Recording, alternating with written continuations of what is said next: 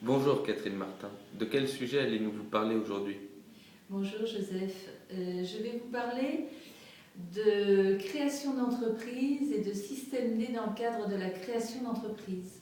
Donc, comme vous le savez, j'accompagne notamment des créateurs dans leur recherche de financement et parfois, on prévoit un business plan avec des sources de financement bien identifiées et à l'arrivée, lorsqu'on ne peut pas avoir ces sources de financement, il faut trouver d'autres solutions. Ou alors, il faut arrêter le projet. Donc, en l'occurrence, je vais vous parler d'Arthur qui avait un projet qui est webmaster à la base, qui avait un projet d'un véhicule publicitaire en ville en fait. Donc c'était une façon innovante de faire connaître les produits. Et pour son projet, il avait besoin de matériel et il avait besoin de commerciaux.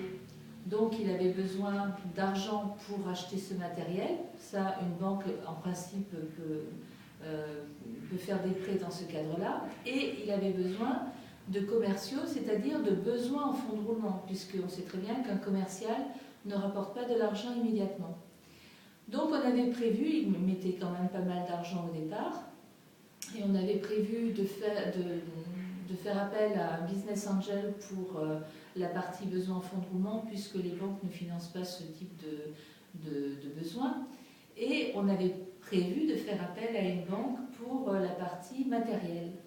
Et lorsque nous sommes allés voir la banque, eh bien, plusieurs banques d'ailleurs, elles ont toutes refusé le dossier au motif que le webmaster en question connaissait très bien son métier, mais c'était un mauvais commercial et c'était un mauvais gestionnaire.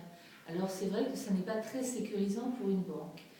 Donc du coup, au niveau du business angel, finalement, nous sommes allés chercher un business angel qui était expert comptable de métier, donc qui avait vocation déjà à sécuriser un petit peu le projet puisqu'il prenait en charge toute la partie financière du projet et qui a apporté l'argent nécessaire pour le démarrage de la société, pour financer le matériel. Et il nous manquait la partie commerciale, bien évidemment, et on n'avait pas, cette partie-là n'était pas financée puisque la banque n'avait pas, les différentes banques contactées n'avaient pas voulu suivre le créateur sur ce projet. Donc on a eu l'idée d'aller voir des régies publicitaires et de faire commercialiser l'offre, qui était très innovante, par des professionnels, par des réseaux de distribution, plutôt que de recruter directement des commerciaux. Donc ça, c'est un exemple de système D, comme on peut en trouver pas mal. Pouvez-vous nous dire ce qui illustre votre exemple et s'il peut être généralisé?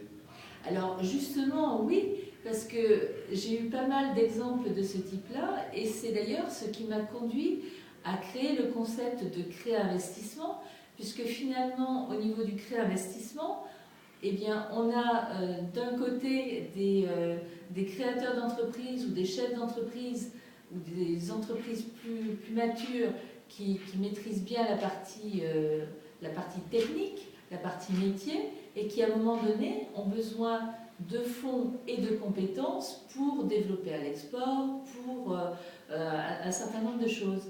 Et donc du coup, plutôt que d'aller chercher de l'argent, eh bien, on va chercher un peu d'argent et les compétences qui vont bien pour faire grandir le projet. Merci Catherine Martin. Merci à vous.